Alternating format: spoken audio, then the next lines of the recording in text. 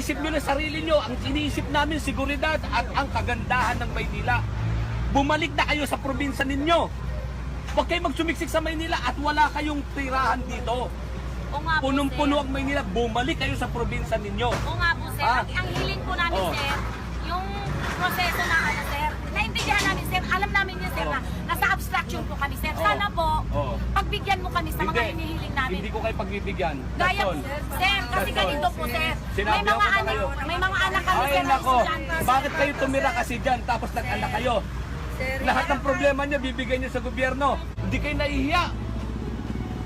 Tapos ang dami-dami niyong katwiran. Ang karamihan naman sa inyo rito hindi naman original ng mga taga Maynila. Mga dayo. Ang Maynila ginagawa niyong panaguan.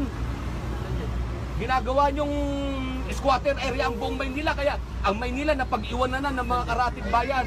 Lahat ng mga mababaho nandito. Oh, 1 week mula ngayon, tatanggalin ko kayo. Maliwanag?